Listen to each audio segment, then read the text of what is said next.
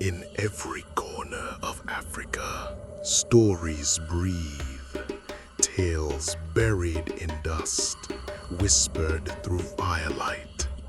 You're about to hear one of them. Welcome to African Horror Stories. Djibouti, the whispering salt of Lake Assal. In Djibouti, there is a place where the earth turns white. Not soft white, not gentle like snow, but sharp, blinding, endless. It stretches farther than the eye can see, a vast field of salt under a burning sky. This place is called Lake Assal, and people say it listens. By day, the lake is silent. The air does not move, the ground does not shift. Even the birds avoid it. Travelers who pass near it often say the same thing. It feels wrong. Not dangerous, not threatening, just empty. As if something that should be there isn't. But no one stays long enough to understand why, except the ones who wander too far. There was a man, a trader, who crossed the salt flats alone. He had done it before. He knew the routes, he knew the heat, he knew the silence, or at least he thought he did. The journey began like any other. The sun hung high in the sky. The ground shimmered beneath his feet. Each step crunched softly, salt breaking under his weight. There was no wind, no sound, just the slow rhythm of his breathing and the distant echo of his footsteps. Hours passed, maybe more. Time does strange things in places like that. It stretches and folds until you are no longer sure how long you've been walking. That was when he heard it. At first, he thought it was nothing, just the sound of the ground shifting, a faint, dry whisper beneath his feet. He stopped, listened, nothing. So he kept walking, and then he heard it again. This time it was clearer, not the ground, not the wind, a voice, soft, distant, calling his name. He turned. There was no one there, only the white expanse stretching endlessly behind him. He told himself it was the heat. The mind does strange things under the sun. It creates sounds, memories, echoes of things that are not there. So he kept walking. But the voice came again, closer now, clearer. It spoke his name, the way it had been spoken when he was a child. He froze because he recognized it. It was his mother's voice, and that was impossible. She had been gone for many years. The man stood still, his heart beating faster now. The silence around him felt heavier, thicker. "Go back," he whispered to himself, but his feet did not move. The voice came again, softer this time, gentler, calling him the way she used to. He took a step, not forward, not away, just toward the sound. The salt crunched beneath him, louder now, as if the ground itself was responding. Another step. The voice seemed closer, and then something changed.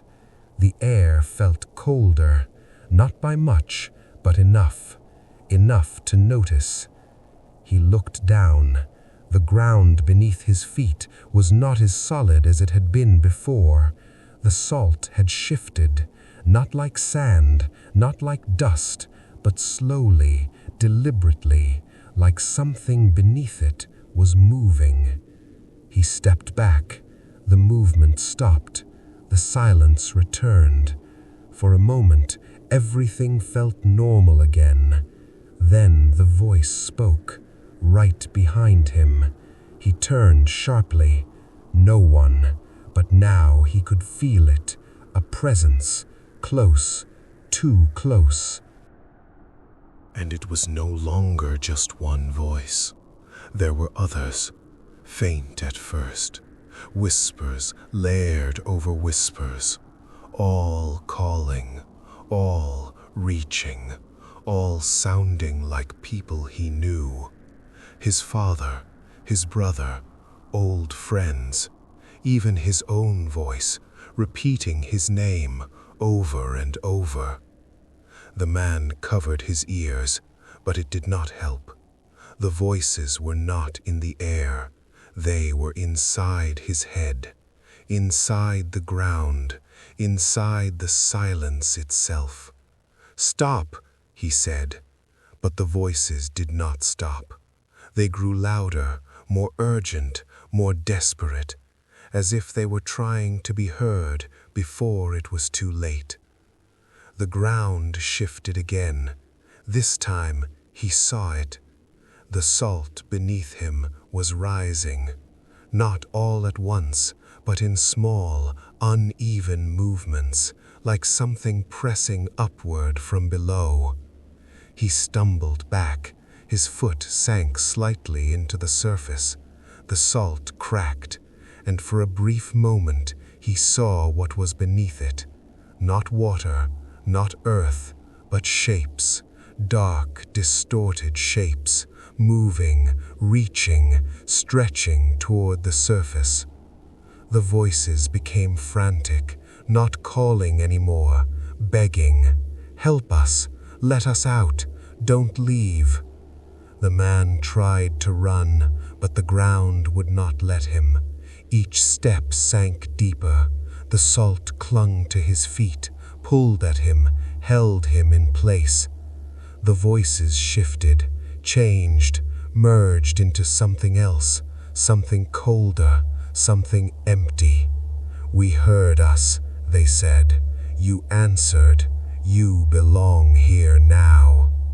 The man screamed, but the sound was swallowed instantly, lost in the vast, endless silence. The ground beneath him gave way, not completely, just enough for his legs to sink into the salt. The surface closed around him, slowly, like it was welcoming him. The voices softened, calmed, no longer desperate, no longer afraid, because they had found what they needed, a way out, a body. The man's movement slowed, his breathing became shallow, his eyes unfocused, and then stillness. By morning, the lake was silent again, as it always is. Another traveler passed through the area days later. He saw nothing unusual, just the endless white ground, the blinding light, the quiet. But as he walked, he heard something, faint, distant, a voice calling his name. He stopped, listened, and for a moment he thought it sounded familiar, very familiar, like his own voice calling back from somewhere beneath the salt. And if you ever find yourself standing at the edge of that place, if the ground is too quiet, if the air feels too still, and you hear something calling your name, do not answer, because the voices beneath Lake Assal are not trying to guide you. They are trying to become you. The voice did not call from the distance anymore. It was near. That's all for today. If you liked the video, let me know by hitting like And if you're new here, be sure to subscribe for more. You can watch another video of mine right here. See you next time.